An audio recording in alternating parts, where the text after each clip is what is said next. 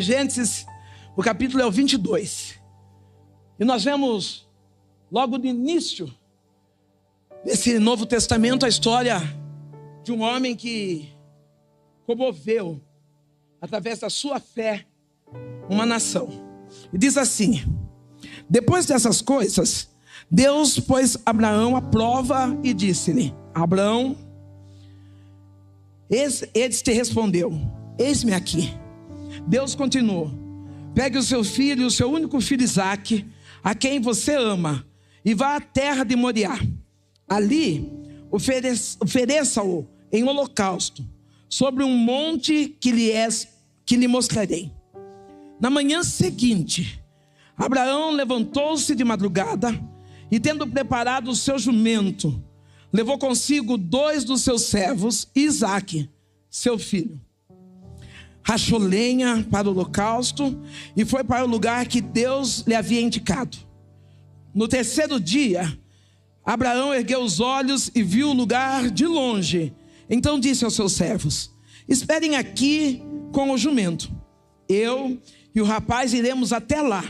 Depois de termos adorado, voltaremos para junto de vocês. Abraão pegou a lenha do holocausto e o colocou sobre Isaque, seu filho. Ele, por sua vez, levava nas mãos fogo e a faca. Assim os dois caminhavam juntos. Isaque rompeu o silêncio e disse a Abraão, seu pai: meu pai. Abraão respondeu: eis-me aqui, meu filho.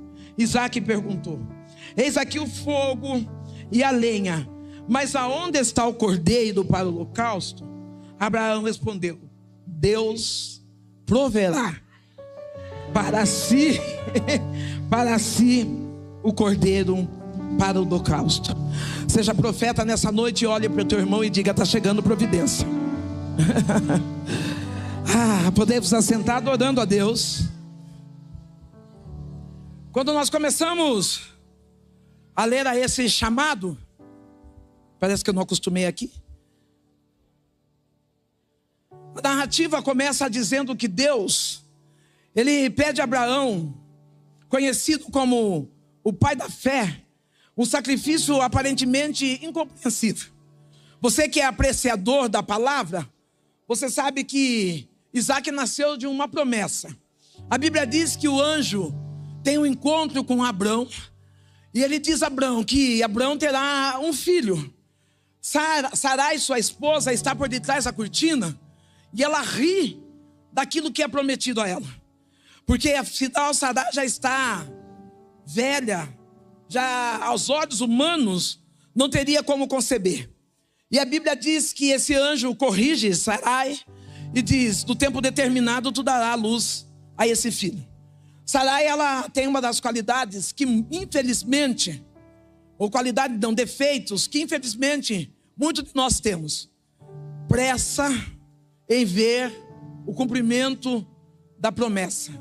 A Bíblia diz que Sarai, achando que estava a demora para acontecer, ela pega a sua serva Agar, e pede para que o seu esposo deixe com a sua serva. Ei, querido, a pressa não combina com a promessa.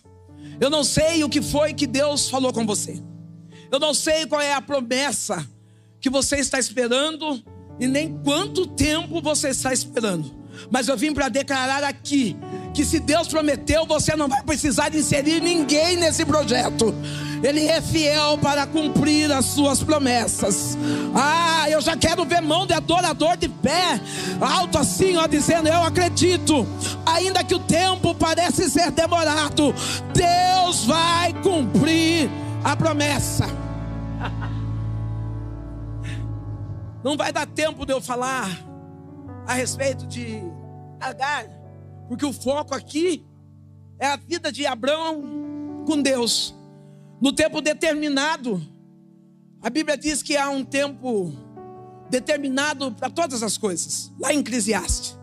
E no tempo determinado, Sara fica grávida e ela ganha de presente Isaque, que o nome significa riso. Eu entendo que Isaque trouxe muita alegria, mas também trouxe alguns desentendimentos no meio da família. Eu não sei se você já percebeu, mas quando nós agimos com as nossas forças, no impulsionar da nossa mão, sempre vai acontecer desentendimentos. A Bíblia diz que coisa de irmão. Está aqui Mateus, que tem um irmão, eu creio que de vez em quando vocês brigam. Não precisa brigar de verdade, mas aquele de um tira sarro do outro. Eu conheço irmão mais velho que fala para o mais novo: você foi achado na lata do lixo. Mamãe pegou você na esquina. Eu creio que Agar começou a deixar Ismael ter essa intimidade de irmão. Só que Sara não era uma mulher curada. Ei, se você é tipo de homem ou mulher que se magoa por qualquer coisa, você precisa curar a sua alma. Você precisa imediatamente... Não, para com esse negócio de que se olharem, olhou para mim. Não é possível que só você tem defeitos, só você tem erros. Não, são as suas emoções que estão desequilibradas, Sarai. Ela olha, vê aquela brincadeira de irmãos, de amigos que estava se formando. E ela já não trata mais Agar como serva, mas ela diz para Abraão: coloca fora essa escrava. Abraão coloca Agar e Ismael para fora. E Deus começa a ter um tratar com Abraão. Se quiser levar esse, que eu uso toda hora, pedestal, né? Gente, eu vou levar o Mateus comigo, viu? Além do véu, por isso chorem. Mas não, vou levar, mas vou deixar assim, entendeu? Abraão, a Bíblia diz que Deus chega e ele pede para Abraão um sacrifício. Deus pede algo que custa caro. Eu já vi pessoas dizerem, e eu também já disse no altar, que eu já entreguei carro, já entreguei casa. Mas será que nessa noite nós estamos dispostos a entregar nós mesmos ou alguém nosso para Deus? Eu já vi muitas mulheres e homens na beira de um leito do hospital, vendo o seu filho doente e dizendo cura. Mas eu nunca vi alguém falar: Deus pode levar. Deus chega para Abraão e diz assim: olha, eu quero um sacrifício diferenciado. Eu quero aquilo que lhe custe caro. Talvez Abraão olha porque ele era um homem rico. E no meio de tantas riquezas, Abraão está dizendo: quem sabe Deus vai pedir 500 bois, 800 mil vacas. E ele fala: vai nos custar, mas nós vamos repor. Mas Deus pede, e a Bíblia declara, o seu único filho. Eu questionei várias vezes, porque Deus relata que Isaac é o único filho de Abraão, sendo que existe Ismael. Porque tudo aquilo que você gerou fora da presença de Deus não conta. Ah não, talvez você está apegado naquilo que você gerou no pecado, no passado, dizendo: não tem como Deus validar o meu presente. Ele está dizendo: eu estou contando o que você está gerando depois que você me conhece. Eu estou contando o que você gerou depois que você começou a andar na palavra, a viver na palavra. Querido, Deus não conta o peso dos nossos passados, mas Ele conta o peso do nosso presente. Tem pessoas que não vivem porque estão acorrentados no passado. Tem pessoas que não andam porque estão acorrentados, dizendo: no passado. Deus chega e fala: não, eu não quero Abraão, eu não quero nada do seu passado. Eu quero o seu filho, que é a promessa do teu presente. Será que você está disposto a entregar seu presente? A Bíblia diz que Abraão, logo pela manhã, ele levanta e vai cumprir aquilo que Deus pediu. Que lição Abraão dá para mim? Tomara que seja para você. Às vezes Deus pede alguma coisa para a gente, Ele fala: vou fazer prova primeiro, vou ver se não é coisa da minha cabeça. Será que não fui eu que sonhei de barriga cheia? Eu vou esperar 3 dias, vou esperar 4. Ei, quando Deus falar com você, não se apresse em entregar aquilo que Ele está pedindo. Quando Deus falar com você, não se apresse de crer que o mesmo Deus que pediu é o mesmo Deus que já preparou algo extraordinário no teu futuro. O mesmo Deus que disse assim: sacrifica Isaac aqui, é o mesmo Deus que estava preparando e dizendo: Abraão, eu não quero o seu coração nas coisas da terra, mas eu quero o teu coração em mim. Eu já entendo que nessa noite Deus está dizendo aqui no Além do Véu: não quero o teu coração nas coisas terrestres, mas eu quero o teu coração em mim. Abraão começa uma jornada. Analisamos que o sacrifício de Isaac, e quando nós mergulhamos, nós vemos que Abraão, ele começa uma jornada de 3 dias. caminhando ele, Isaac e os seus 2 servos. Pensamentos. A Bíblia não permite que eu invente, mas permite que eu acrescente na minha versão atualizada. Porque inventar o que está escrito na Bíblia, não está escrito isso. Mas eu imagino Abraão pensando: isso aí é eu. Abraão segurando no filho da promessa. E tem hora que parece loucura, né? Eu lembro que quando eu estava em Boituva, uma das maiores, muita bênção, eu vivo e viverei. Quem crê nisso? Você viveu, vive e viverá. E eu lembro que uma das promessas que Deus me deu foi a minha casa. Eu morava numa casa, não estou falando de agora, a pastora Sandra Alves. Eu morava numa casa de 3 cômodos, que foi que a minha mãe deixou. E eu estou morando naquela casa, e pobre não deixa herança, pobre deixa confusão. Que é só uma casa, 3 cômodos dando confusão, né? Rico não, rico já faz testamento, já vai no cartório, né? Não, pobre deixa confusão. Ele está aqui, então eu posso falar. O meu filho, eu e meu filho começamos numa guerra por causa daquela casinha. Era 3 cômodos na frente e 4 cômodos atrás. Na frente, você tem que decidir se no dia de chuva você ficava fora ou você ficava dentro, para ver como que você ia querer se molhar, porque dos 2 jeitos você se molhava. Atrás era um pouquinho melhor. Embora o meu filho não dormisse lá, ele não deixava eu entrar lá. Estou falando confusão. E ficava meu filho: a casa é minha. Eu dizia: a casa é minha. Ele dizia: não, porque eu que morei com a avó até agora, eu nunca saí daqui, você saiu para casar, voltou agora. Ficava nós 2 naquela guerra. Um dia eu cheguei até Deus, e eu falei para Deus: Deus, palhaçada isso. Eu falei: eu já estou com quase 60 anos, eu devia ter me preparado. Eu devia ter feito o quê? Me preparado para ter minha casa. Às vezes a gente não sonha sonhos grandes, porque a nossa mentalidade está pegada em coisas pequenas. Eita, apanhei aqui. Não é que nós não podemos, é que nós não temos coragem de sonhar grande. Porque antes de começar a sonhar, a gente fala: não, eu vou passar por decepção, vai dar errado. Ei, querido, Deus te fez para ampliar a sua mente, para você viver extraordinário dele. Eu estou naquela casa pequena, confortável, bagunçado emocionalmente, mas confortável financeiramente. Quem sabe eu estou contando um pouquinho da sua história no quintal da sua sogra. Está cansada de ver a sogra chegar, abrir a porta: ei, não acordou ainda? Já é 12:00, não pôs feijão. A sogra não está errado, você está no quintal dela, sai fora. Procura uma casa para você. Mas pastora, não tenho dinheiro para aluguel. Se você não se programar, você nunca vai ter projeto para nada. E eu ali pagando internet, luz e água, e levando desaforo. Eu falei: Deus, eu não quero mais isso para mim. E tem hora que a gente tem que se revoltar.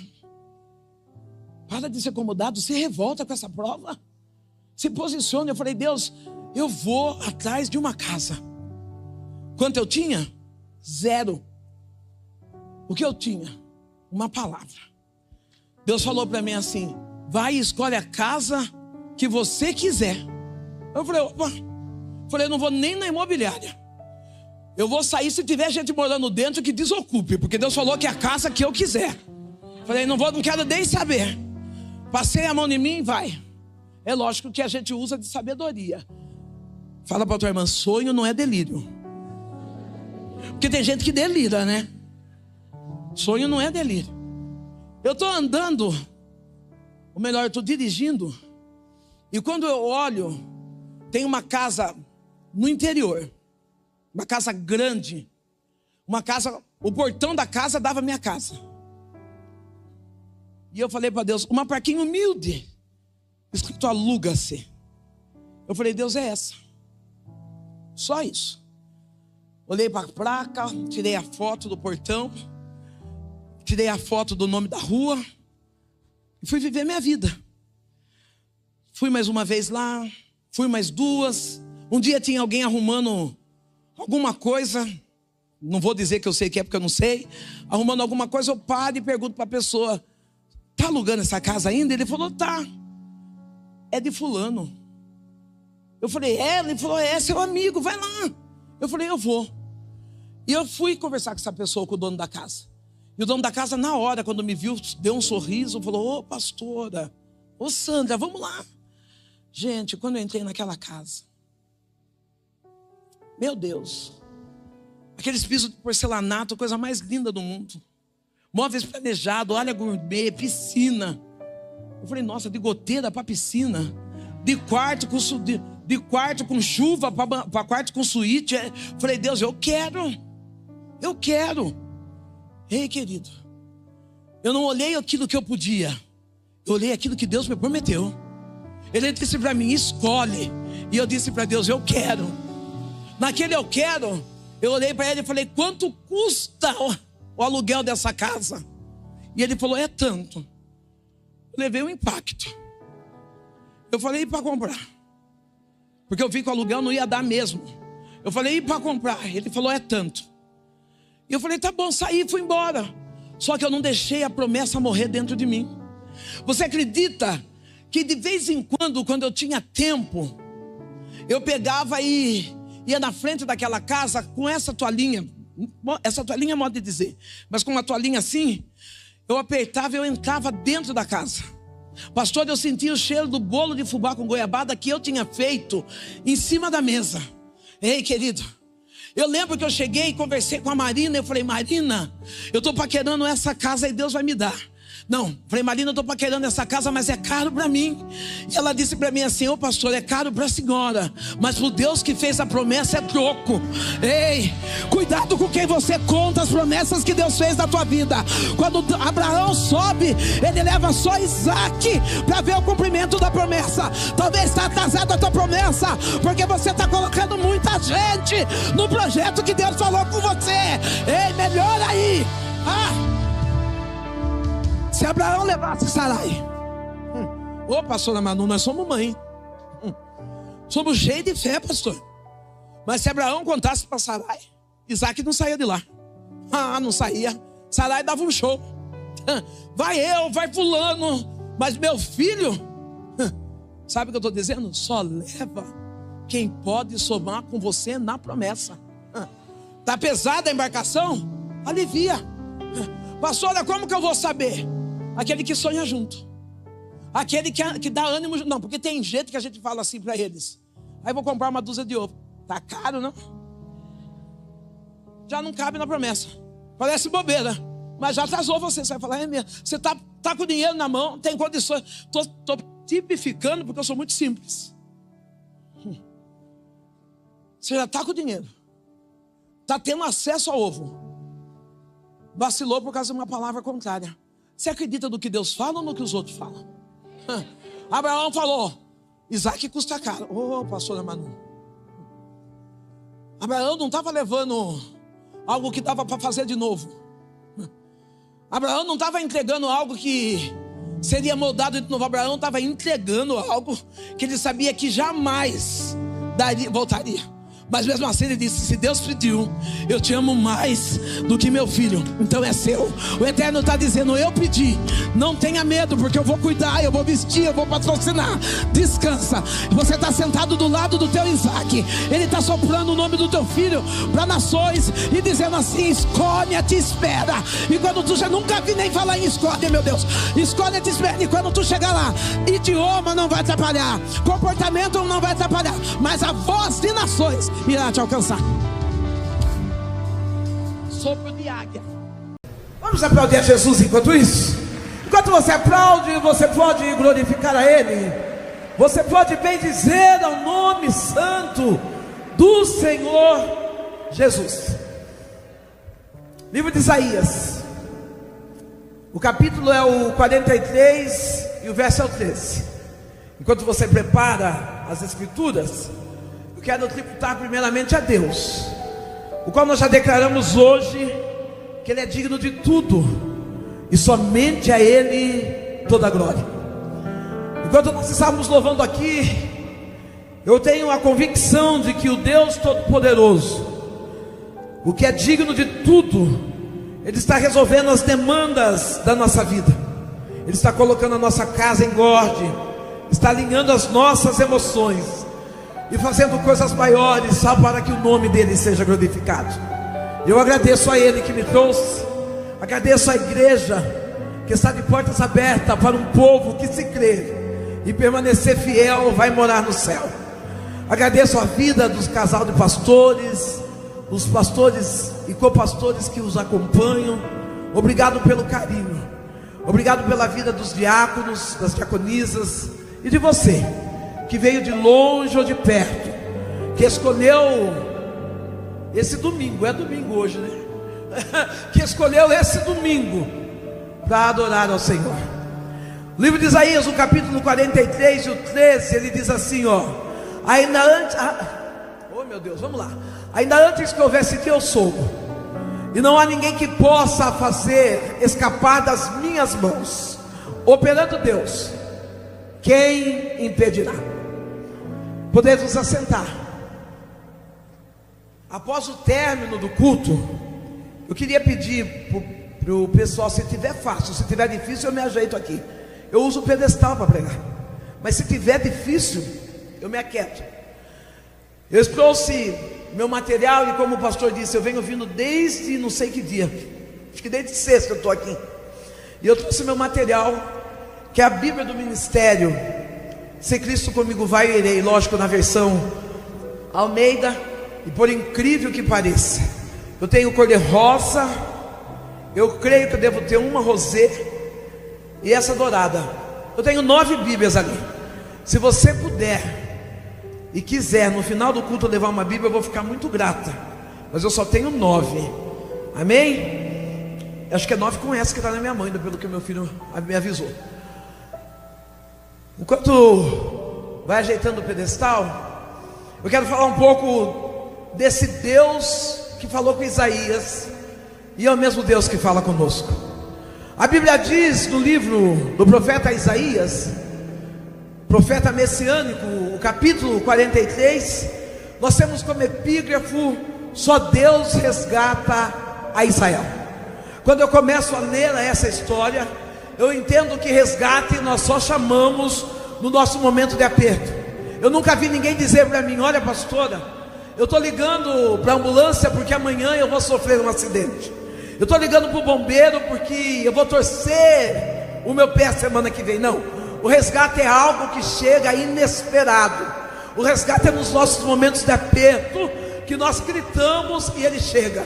Nosso Jesus Cristo também não é diferente. Ele é um Deus que grandes coisas faz. O Deus que, quando nós clamamos, com certeza Ele também chega. Você acredita nisso? Você acredita que quando você clama, queria tanto que você me ajudasse para não quebrar isso aqui? Eu acho que vai dar certo, né, sozinha? Acho que vai. Deu certo. Oh meu Deus, olha aí, eu acabando. Quer acabar com a venda da minha Bíblia.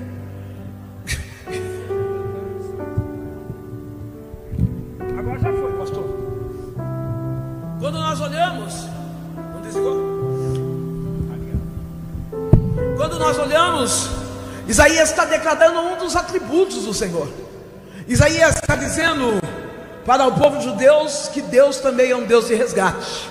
Não, talvez você está dizendo: pastora, a minha história chegou no caos, a minha história chegou tão degradante, tão abaixo, que parece que eu não vejo mais saída. Aí eu vim para profetizar nessa noite que tem um Deus de resgate que está trabalhando em teu favor. Eu vim para profetizar nessa noite que ainda antes que houvesse dia, há um Deus que está disposto a mudar a tua história e dizer: operando eu, quem impedirá? Só aquele que crê levanta a mão. Aquele que crê, ele tem glória a Deus, ele tem aleluia, pois nós somos participantes da glória do Senhor da terra. Eu me chamo Sandra Alves. Eu venho da cidade do interior, uma cidade o qual eu tive um grande relato de um resgate, de um Deus que tudo pode. Nasci num lar com déficit, pai e mãe com déficit de caráter. Meu pai era alcoólatra, um homem que praticava os pilares da violência doméstica, tanto física, emocional, territorial. Minha mãe tornou-se uma mulher que já não tinha mais a alegria de viver. Não, quem sabe eu contando um pouquinho de mim, você vai lembrar de você quando criança. Eu quando criança, eu chegava em casa, chegava com desenho, chegava pulando, chegava contente da escola, e eu dizia: mãe, pai, olha o que eu fiz na escola hoje. E aí meus pais, como estavam machucados demais, como haviam brigado demais, eles diziam assim: vai para lá, menina, para de tirar nossa paciência, eu não tenho tempo para você. Eu descobri na infância que a linguagem que eu apreciava como linguagem de amor, hoje já não é mais essa, mas a linguagem que eu tinha como linguagem de amor era a linguagem de afirmação. Eu tinha uma necessidade de dizer, de ouvir de alguém, que eu era inteligente, que eu era esperta. É porque quando nós não conhecemos quem nós somos, nós dependemos de afirmação dos outros. Mas quando conhecemos a Jesus Cristo, ninguém precisa dizer do que a gente é, porque nós sabemos que somos filhos amados, que somos nação eleita, povo escolhido pelo nosso Senhor.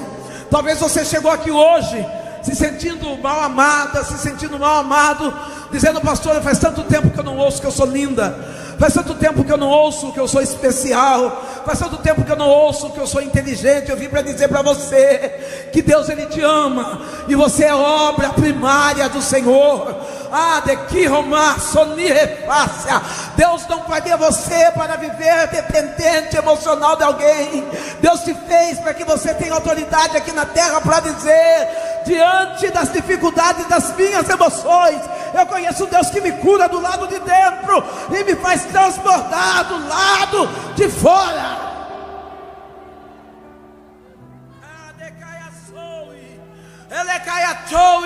E aqui a subdesce. Aquela criança, ela encontra abrigo num lugar ruim. Na medida em que eu ia para a escola, voltando, um homem que era amigo da família, ele começou a oferecer aquilo que eu não tinha na minha casa. Eu passava, vinha da escola com a minha lancheira. Quando eu passava, ele dizia: vem cá, Sandra. Eu ia lá e ele dizia: que desenho bonito, como você é inteligente. E aquele homem era um pedófilo. Eu passei pela dor do estupro com 8 anos de idade. Foi num banheiro de um mercado que eu fui sentir a primeira dor da rejeição de uma casa. Não, talvez você está brilhando aqui na igreja. Quem sabe talvez você seja uma mulher que prega, um homem que canta. Não sei, talvez você exerça algum cargo, e o cargo especial é filho. Mas não adianta você ser uma bênção aqui se você não conseguir ser uma bênção na tua família. Não adianta você ser uma bênção na igreja se você não conseguir ser uma mulher que brilha dentro da tua casa. Não adianta você ser uma bênção aqui se você não for um homem provedor e cuidador dentro da tua casa. Não, talvez você está aqui e não é uma doutrina, mas é uma carta aberta de uma criança que passou pela pedofilia. Não adianta você frequentar cultos e cultos e cultos e não parar de olhar para essa criança. Não, talvez você está achando que a responsabilidade da criança é do pastor, da professora da escola dominical, mas a responsabilidade é tua. Meus pais negligenciaram essa responsabilidade. Eu fiquei na mão do pedófilo por longos 4 anos. Longos 4 anos que ele ia dentro da minha casa. Ele levava comida, sardinha, pão, tomate, dava sinal para mim com o olho, e eu como criança com lágrimas dos olhos, eu ia para aquele mercado para manter intimidades com aquele homem. Voltava para casa muitas das vezes com 2 pães, muitas das vezes com alguma coisa em troca de uma ação ilícita. Com 12 anos de idade, aquele homem, embora eu passasse dor e passasse medo, naquele lugar de dor e do medo, era o único lugar onde eu me sentia amada. Com 12 anos de idade, aquele homem, talvez por eu já ter me formado, ter um corpo de adulto aos 12 anos, aquele homem me descarta. Eu sofro a dor do abandono, do descarte de um homem. Passei por essa dor, meu pai, minha mãe, vizinho, talvez ninguém viu, ninguém percebeu, mas eu sou grato a Deus, porque eu sei que os olhos do Senhor estavam sobre mim. Ei, querido, diante de todos esses traumas que você tem enfrentado, diante de todos esses traumas que você já enfrentou, a mão de Deus está sobre você.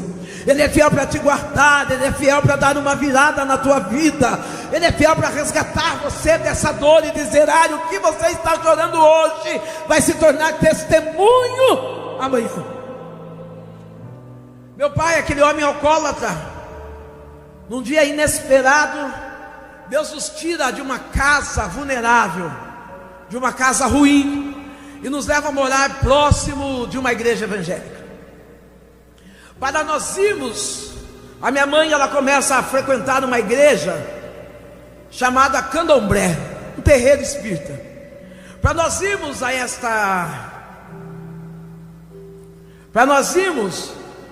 a este templo, era obrigatório, diga obrigatório, nós passarmos diante de uma igreja evangélica.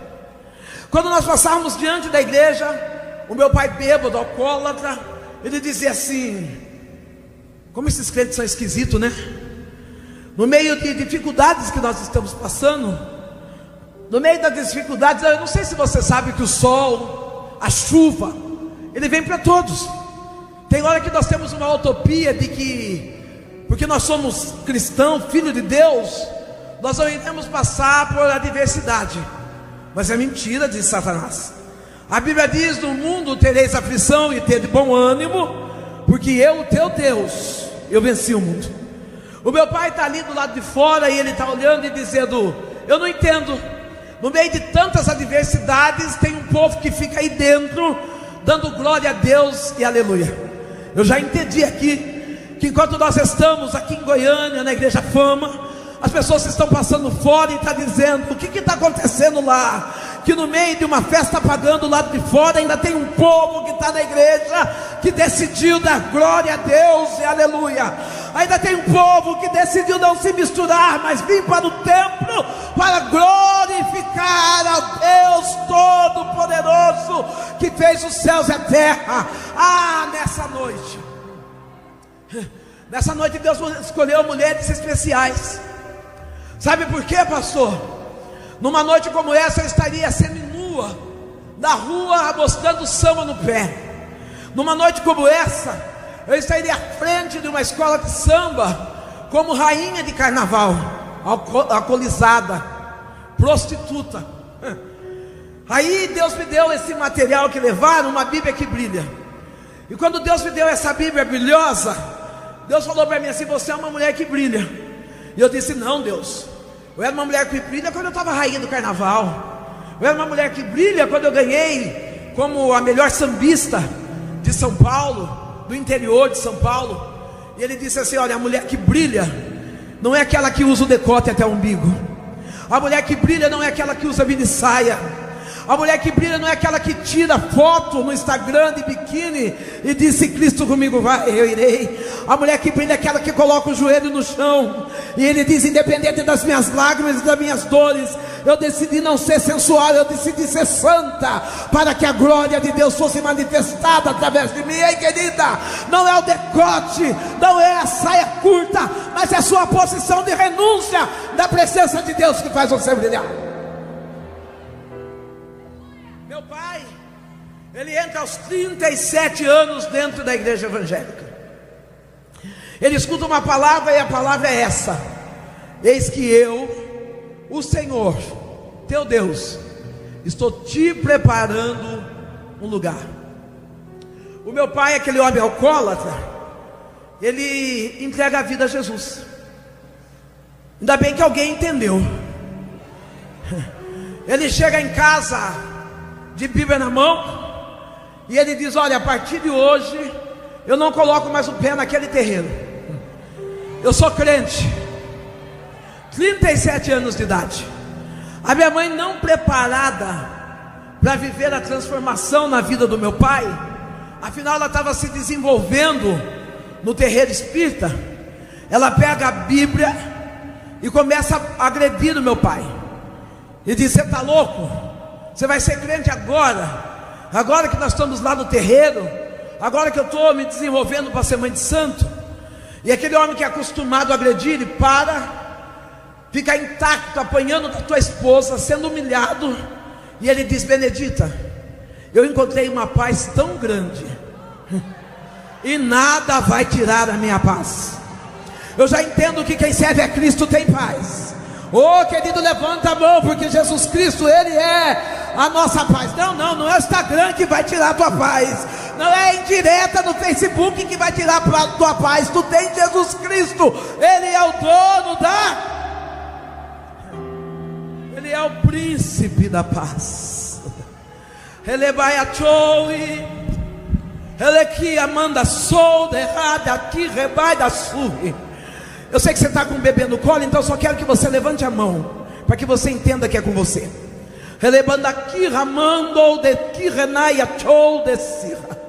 Enquanto eu estou pregando essa palavra, o meu Deus diz assim: eu sou a paz, e a paz excede todo o entendimento. Eu vejo Deus trazendo uma providência rápida, porque tu diz: Senhor, se tu não entrar rápido, eu não sei o que será de nós. E Ele diz: eu sou o Deus de resgate. Foi assim eu vejo Deus abrindo uma porta, e Ele está dizendo: enquanto eu abro essa porta, creia, sou eu Deus, dono do ouro, dono da prata. Eu não te trouxe para fazer passar vergonha. Olha eu levantando o projeto e trazendo para a tua casa dupla honra. Ele me guia Edei chovitei, onde que tem foi aí tem que reface. O meu pai entrega as coisas para sair de casa e eu começo a chorar, porque embora eu tivesse tido um pai alcoólatra, ele era o meu pai. A minha mãe olha com piedade de mim e ela diz assim: olha, filho, seu pai não vai embora hoje, mas amanhã ele vai. Durante a noite, contava-se minha mãe que ela viu uma sombra, que ela sentiu calafrios, e ela levanta e vai acender, riscar um ponto para o seu Exu. Quando ela termina de acender a vela e riscar o ponto para o Exu, que ela está voltando para o quarto, ela vê uma sombra. Quando ela vê uma sombra, ela vai correndo até meu pai e grita: Gico, Gico, acorda, tem gente dentro de casa. Meu pai com 37 anos, ele estava morto. Essa palavra é uma palavra de esperança para você, viu? Se Deus prometeu que vai salvar, Ele vai cumprir. Não, talvez você está dizendo: o que eu estou vendo é cadeia, o que eu estou vendo é cela, o que eu estou vendo é bebida, o que eu estou vendo é adultério. E eu vim aqui para declarar: se Deus prometeu, Ele vai cumprir.